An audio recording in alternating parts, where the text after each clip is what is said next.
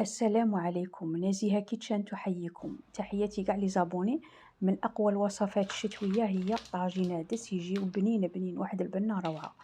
هنا تستعملي اي عدس اللي عندك، مهم كاليتي تكون مليحه.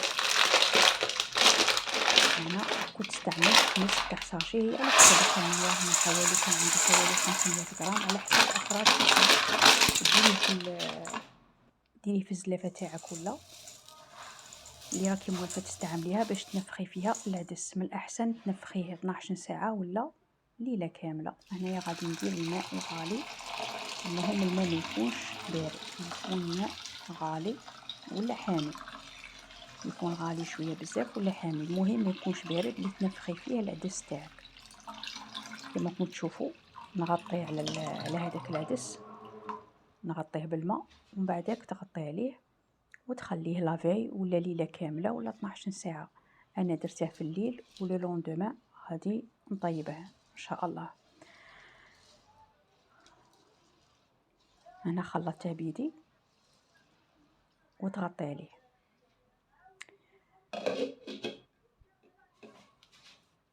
بعد مرور ليله كامله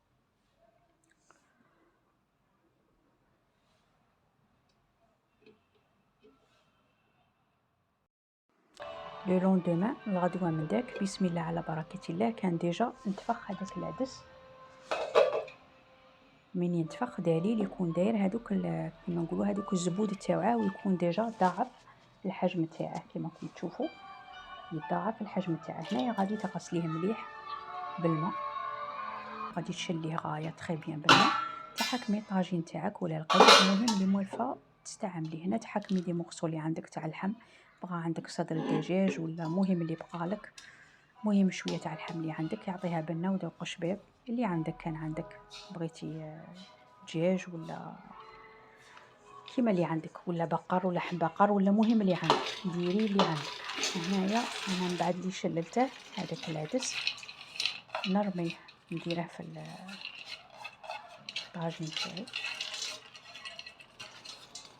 هنايا هاد العدس انا ما غاديش ندير الوصفه تاعي، ما غاديش ندير فيها زروديه، انا غادي ندير فيه غير البصل. غادي تشوفوا لا غوسيت اللي محتمدتها، ما غاديش ندير زروديه. غادي تقطعي هنايا غير حوالي 2 حبات ولا حبه كبيره تاع بصل، ولا البصل هذاك اللي يجي طويل، ولا المهم اللي مدور، المهم كاع لزوج يجوا. هنايا غادي ندير شويه تاع الملح للذوق. هنايا غادي تشوفوا غادي نقليه، غادي ندير حوالي 3 ملاعق ولا 4 تاع زيت، على حسب اللي يرفد لي الكميه اللي عندك تاع العدس. هنا كنت ديجا درت 4. نخلط كلش بالمغرف. هنا كنت عاد ما درتش فوق النار، كنت عاد اوغ دو فو، خلطت انا بالمغرف. هذه الطريقه ما غاديش نفيض الروز كيما لا غوسيت تاعنا اللي موالف نديروها. على بها درت الملح. هنا غادي نقليه في البصل. هنا وجدت حبه تاع طماطم غادي نسكرفجها، نقطعها اون دو ونسكرفجها. نستعمل هنا الثوم، هنا حوالي نص حبه تاع ثوم. غادي ندير واحد 5 سنينات ولا تاع ثوم. هنايا غادي نقطع هذيك الحبه تاع طوماطيس وغادي نسكرفجها، ترابيها ولا كيما نقولوا تسكرفجيها ولا ترابيها، نفس لو ميم تيرم. هي من بعد اللي غادي ترابيتي هذيك الحبه تاع الطوماطيس، غادي تضيفي لها كونسونطري حوالي مغرف ولا تاع كونسونطري.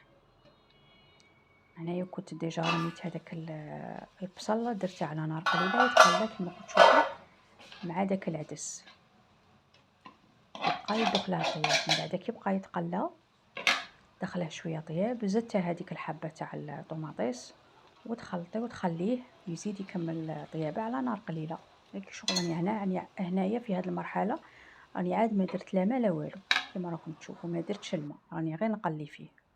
وجدت طماطم مصبره ولا طوماطيس كونسونطري، طوماط كونسونطري. درت حوالي ملعقه كبيره، كويير بومبي تاع طوماطيس. هنايا درت الثوم هنايا. ومن بعد هنايا غادي نديره في المهراز. انا موالفه نديره في المهراز باش نتحصل على هذيك العصاره تاع كيما نقولوا حنايا الدرسه تاع الثوم مع الكمون، باسكو العدس ولا اللوبيا ولا تجي فيه الدرسه تاع الثوم مع الكمون. هنا في الاول غادي كيما نقولوا ندق هذاك الثوم، ومن بعد نزيد له الكمون. كي يبدا تشوفوه يبدا نقولوا حنايا يندرس لك مليح، عاد تضيفي له يبدا يطلق هذاك الماء تاع الثوم، عاد تضيفي له الكمون باش تحصلي على اون بات. وهنايا كنت تبقي كيما نقولوا دوقي فيه دوقي فيه هذاك الثوم مع الكمون، تحصلي على اون بات. كي تحصلي على اون بات هذيك هي الدرسه. انا متعوده نديرها في المهريز.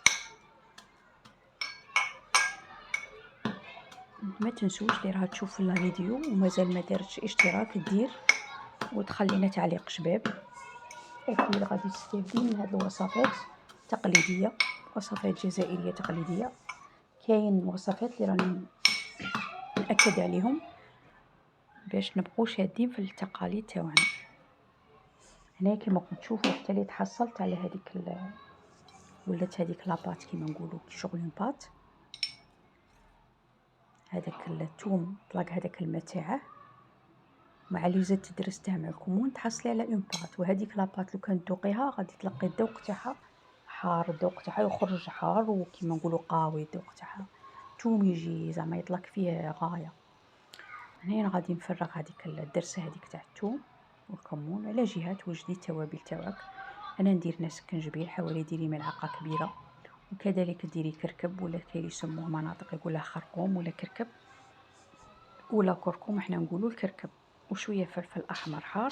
والعود تاع القرفه ما نكذبش عليكم ما نستغناش عليه. كاين اللي ما يديروش في الاطباق المالحه، انا كاع الاطباق المالحه ندير هذاك العود تاع القرفه لانه صحي، يعدل نسبه الهرمونات، صحي كاع بزاف. هذاك العود تاع القرفه كي نديروه في الطواجين.